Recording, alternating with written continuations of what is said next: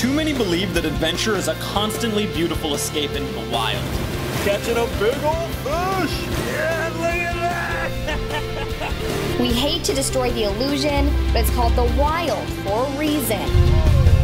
And was swinging around perfect storm style. It is harsh and unforgiving, and more often than not, Are you okay down there? things go wrong. The boat's okay, right? Oh, me? Oh, really, really wrong. Are you kidding? And here? But adventure is what we live for. And we're hopelessly addicted. We are just cruising around these little channels and... But there's a big volcano up ahead. Huge volcano. I'm Jody, and this is my wife, Kelsey. We left our successful careers behind to be pirates. Well, not exactly pirates, but close enough. Meet the pirate ship, the one-of-a-kind 50-foot sailboat we rescued. And renovated. What's in there? The dream? Sail over 2,000 miles from San Diego to Nicaragua. Arrive alive, start a business in a developing country, and offer others the sailing adventure of a lifetime in a country we love. Simple, right? Nothing worthwhile ever is.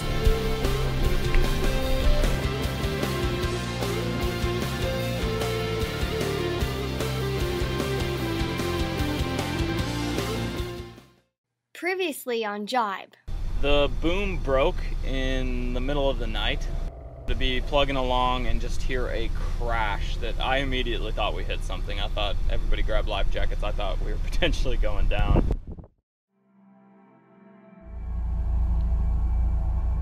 We woke up in a Stephen King novel, or post-apocalyptic world. Thick fog made for an ominous setting. Sometimes I feel trapped, like I'm locked inside a world only I'm in. I doubt myself. Why am I here? What am I doing? I'm just laying around for hours and hours, allowing the elements to take over who I used to be. Right when I start to lose my mind, I find my soul. Eventually, the beauty of the wild becomes enough. We head towards Ixtapa, where we're planning on sleeping for the night. Once we hail the dockmaster on the radio, he tells us our draft at 9 feet is too deep to make it through the channel. We'll have to push a little further into Zihuatanejo.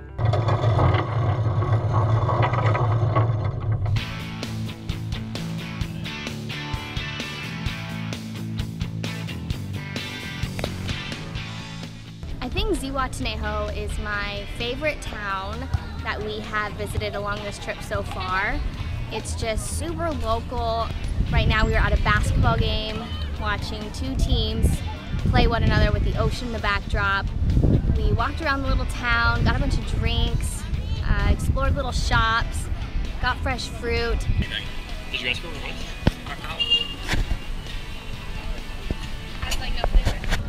And we've just been going around tasting little different things. We found a churro stand, took some of that. No idea what kind of sauce we put on it. It was bomb. Everyone's been so friendly. This is the first sunrise I've been able to watch all alone. I soak it in. Even though we've been pulling into ports more frequently, we still haven't had one night's sleep off the boat. And we don't plan to. Hurricane season is the elephant in the room. Talking about it won't change the wild in these waters.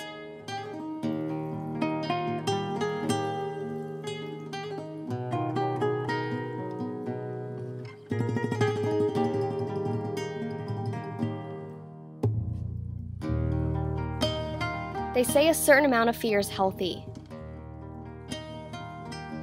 Greg had voiced his concerns about weather. I kind of ignore him.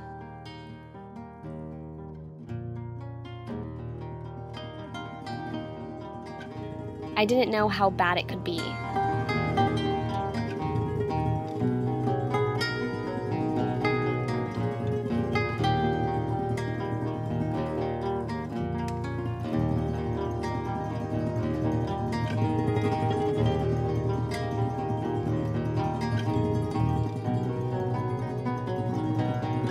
We never sailed into the sunset. We sailed into the depths of chance, always hoping luck was on our side.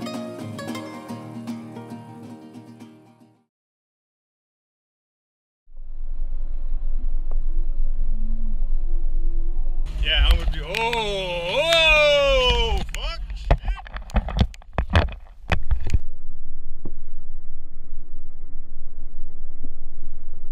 We're caught in a pretty big squall. All our sails just ripped off. We're all below. Things are kind of tearing up. We're gonna push through to Acapulco. It's pretty scary. When we first saw that storm on the radar, I immediately saw it and tried to track around it. We were just a little too late to do that because it was moving too fast. Winds went from, 5 to 10, early that night, and then immediately went 15, 20, 25, 30, 35, all the way up to 60, 68 knots within a matter of 2 minutes under that. Which is a force 12 gale, hurricane force winds. It was so out of nowhere. It was so powerful. I've never heeled this boat over, a 31-ton boat. I've never heeled it over so far. Our sails get cut loose by the tension, and we've got a sail just out flapping in the wind and pulling us further down towards the water. And our sail's almost in the water, which is gonna fill with water and continue to pull us that way. I'm grabbing my wife and just thinking, what am I doing? Why are we here? Why do I have her here? This is so ridiculous. We had stainless steel pieces, stainless steel rigging that should never break, just being split down the center. There was so much pressure on them. It was just sheer wind power, just ripping things apart. We were worried for our lives, honestly. We had our ditch bag ready. We were ready to pull that life raft. We were ready to get in that life raft, and I think that really scared us all. We were heeling so far, I thought the mast was broken. It looked like it was about to hit waterline.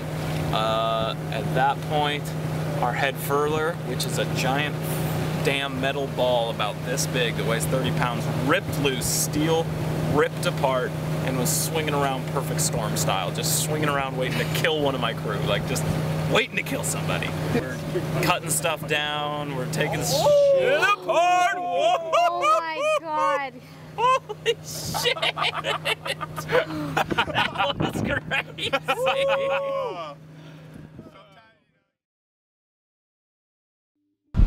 The storm hit and we had no choice but to get to the nearest port, and thankfully we weren't too far away.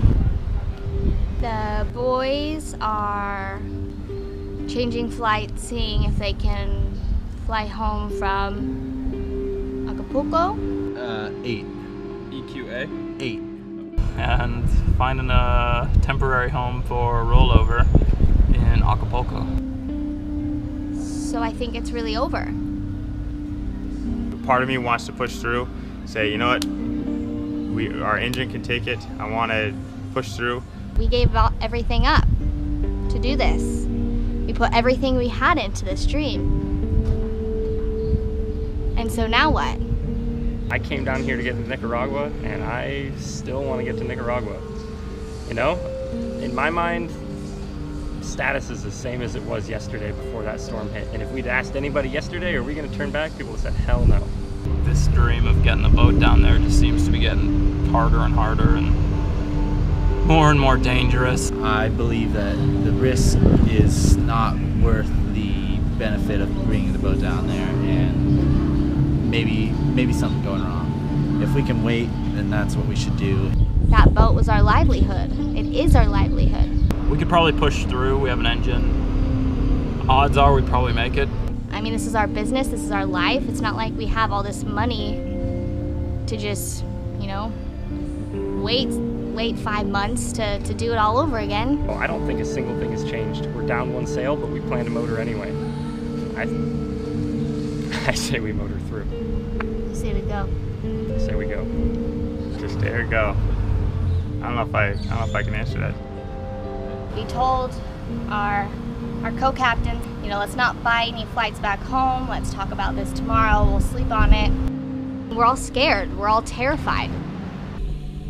I'm so exhausted. I just want to sleep so bad. All I've been thinking about is a cold room and a soft bed and on land.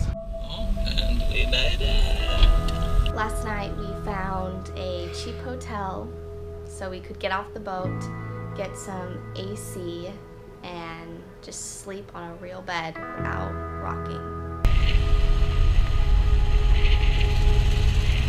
Joey, Greg, and I slept on it, and we are ready to do this stretch.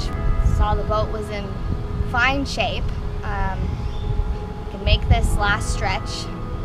We think it's safe. We knew it was going to be hitting hurricane season, and we knew this. We hit a little bit of a storm. It's all part of this journey. We were there ready to abandon ship if we had to, but we were never close to that. The boat was totally sound. We had a sail break loose and it was scary. Last night, we were all very upset, shaken.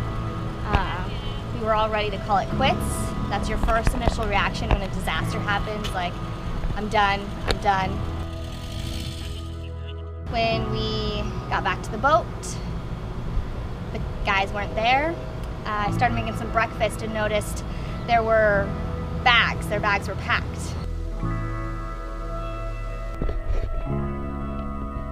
They had already bought tickets home. They switched their tickets. They're going back to California. So here we are in Acapulco, abandoned by our captains. I just wish I didn't feel so abandoned. I wish it would have went a little differently, watching them grab their bags and roll them off the dock. Wow, did not see that coming. My favorite adventurers say adventure only starts when everything goes wrong, and you know everything's gone wrong, and now it's an adventure, and most people forget that, and most people can't see that, especially when it is going wrong. Having two people that you rely on to get you there safely give up on you, I just didn't see that coming, ever, ever.